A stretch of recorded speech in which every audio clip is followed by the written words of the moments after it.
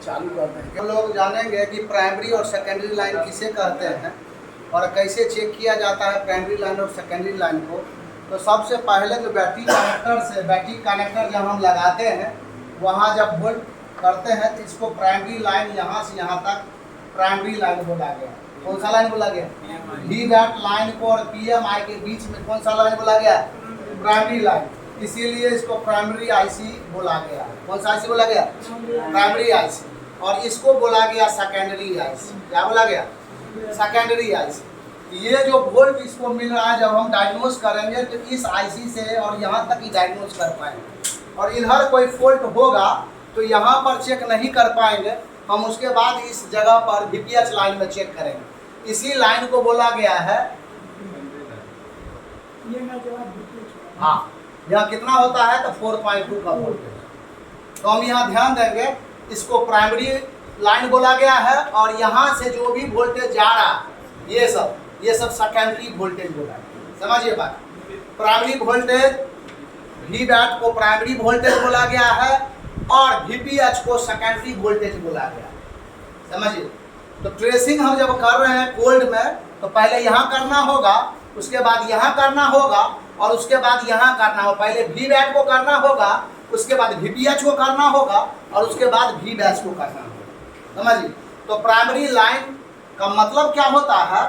जो कि VPH voltage बना करके पूरे भी सर्किट में दे रहा है। यहाँ देखिए VPH इसको मिल रहा है 1 2 3 4 5 4G 2G 3G PFO को, 4G PA या PFO को, RF IC को, ऑडियो IC को, LDO को, लो वोल्टेज ड्रॉपर को और लाइट IC को। इस सब को VPH मिलता है और इस IC को भी VPH मिलता है।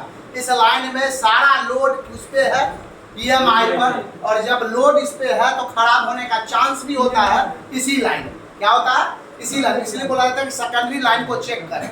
तो हम ये ध्यान देंगे कैसे हम चेक करेंगे प्राइमरी और सेकेंडरी लाइन को। तो प्राइमरी लाइन का हेल्थ हम चेक करके बताते हैं। प्राइमरी लाइन का चेकिंग होगा जब GR में हम जो चेक कर रहे हैं तो GR का मतलब होता है ग्राउंड से लिया गया रीडिंग।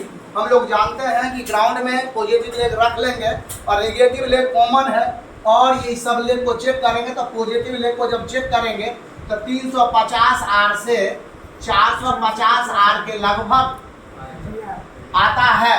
तो GR इस IC का GR यहाँ ओके बता रहा है तो इसको हम ओके मान लेंगे। समझिए।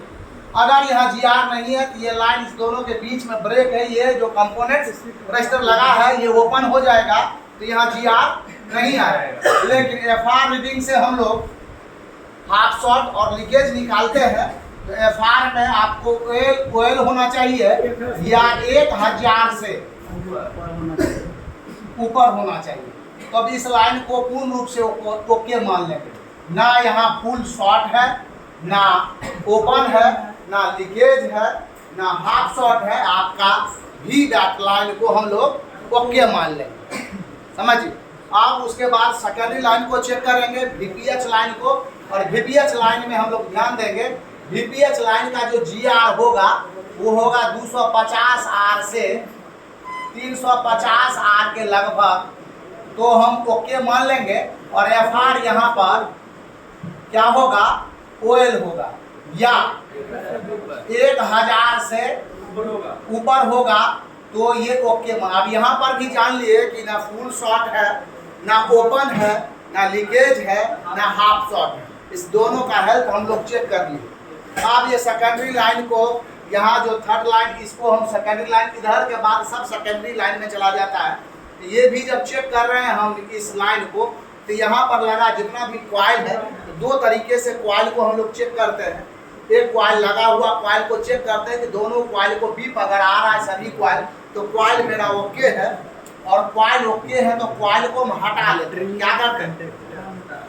कॉइल को ओपन करके हटा लेंगे और यहाँ 2 छोर बचेगा चेक करने के लिए। इसका हम हेल्थ चेक करेंगे। अब इधर GR है तो इसका मतलब ये IC ओके है, तभी इधर GR है। अगर इधर GR इस कॉइल को हम हटा लिए, मान लीजिए अब GR इधर मिल रहा है तो ये IC ओके है और इधर GR नहीं मिल रहा है तो इस IC पर काम हो।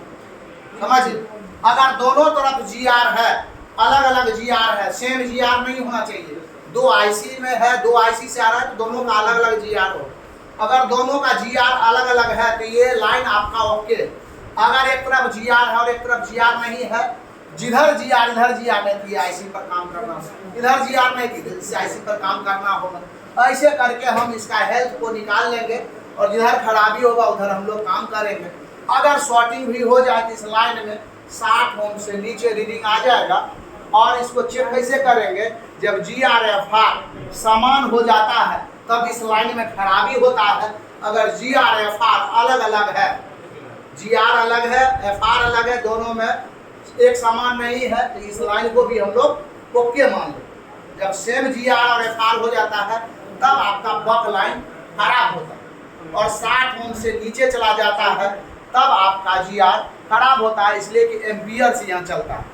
एम्पियर से जब यहाँ चलेगा यहाँ का रीडिंग वीक होगा, कम होगा, 100, 150, 250 के लगभग GR यहाँ पर मिलेगा।